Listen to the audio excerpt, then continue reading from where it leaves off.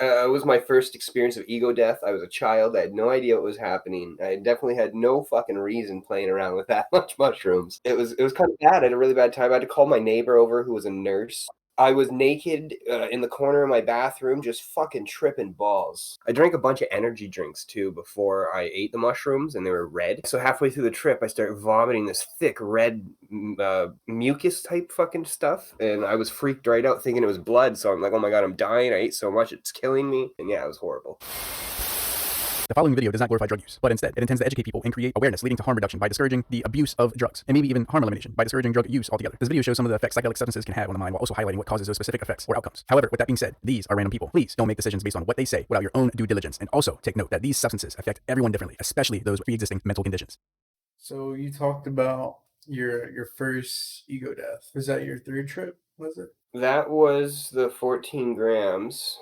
I had woke up 11 a.m. with the intention to go cash my check. I didn't have any food, but I had a case of energy drinks, so I chugged 2 energy drinks back, and then I had a half ounce of some mushrooms. Well, it was originally an ounce, but I'd sold half of it, and the bottom was just a bunch of caps. You know, there might have been a few stems, but mainly a bunch of powder, just like pure mushroom powder. These things were bone dry, so I poured everything in my mouth, ate it, went to walk to the bank, stood in line for about 15 minutes. Started feeling it come up. I was like, oh, I should be all right. I get up to the teller, it's my turn to go next. She calls me to come forward, and her face literally just turned upside down.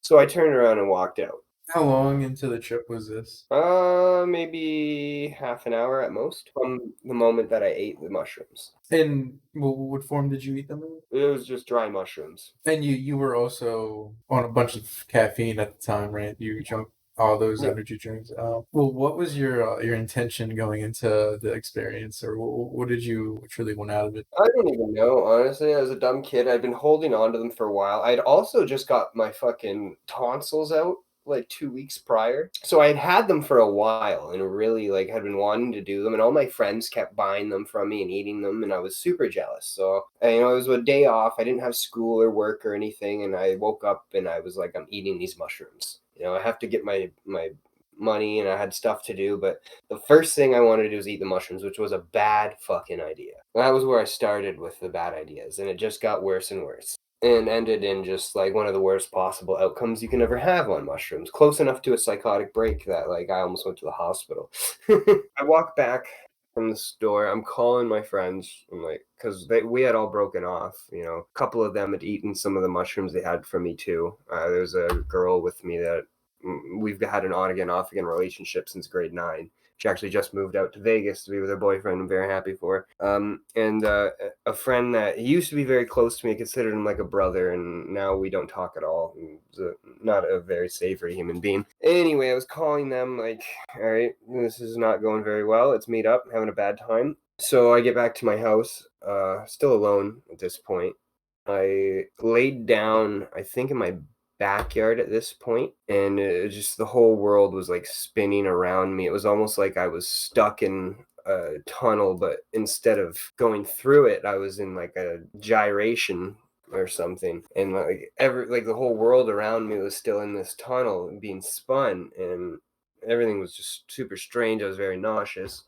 I remember looking at the grass, and it was like flowing almost like lava. Very, very weird. I somehow got to my feet and got myself to the front yard, and I was sitting on the steps when all my friends showed up. So we went into my house. At the time, I lived with my single mother who worked all during the day, so I wouldn't see her till way, way, way later in the night. So we're in my living room at this point, and I had a 3-story house.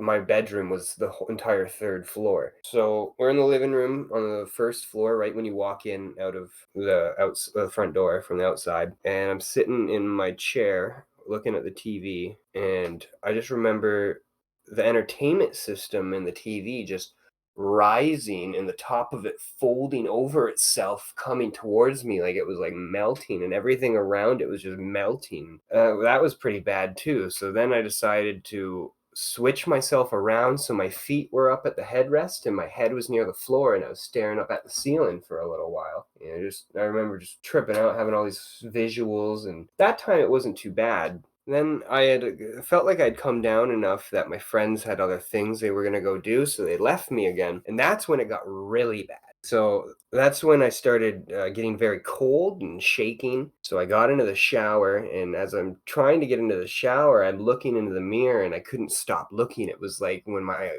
eyes met my eyes, I was like, it was like lightning hit my body. I was stuck, and I'm staring at myself for probably like 20 minutes while the shower's running. And as I'm staring into the mirror, there's like infinities of reality like unwrapping around me, just some really fucking strange stuff. And my 14-year-old, or I think I was like 16 at this time, so my 16-year-old brain wasn't really computing too much. And I remember I did drag myself away from it eventually. I'm not sure how long exactly I was there. It seemed like an eternity. And I got into the shower itself, and I'm shaking and white at this point, and I start vomiting profusely, and it's like that red vomit that I was describing earlier. So I started getting this thought in my head like, oh my God, I ate too much mushrooms. I've destroyed my stomach. Now I'm going to puke all my blood up and die. So I was mentally in a very dark place at this time. And I start freaking out and calling for help. And I guess my friends had come back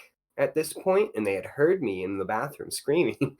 So they came to check on me, and they realized I was having a very bad time. I'm pretty sure I was in like full mental breakdown. So they went and got my neighbor next door, who was a nurse, and she came over, and I wasn't in the shower anymore, but I was in the corner of the bathroom, just crouched down with my knees, my arms wrapped around my knees, and just peeking with my eyes fucking just pure black. And she walked in, saw me, they explained what happened. She's like, okay, he'll be all right. She got me into my bedroom upstairs, into my bed, comforted me a little bit, and then I just remember laying there and just saying, God, I promise I'll be a good person. Please just never do that to me again. And that was that story. Like the energy drinks definitely probably affect that experience a lot. Yeah, it stimulated me to the point that I wasn't able to let go. I probably would have transcended reality and just gone somewhere else, and it would have been a lot less terrifying. But I was cemented into this reality, and it just caused me to have an extremely bad time. It's the same thing as when you mix any stimulant with DMT.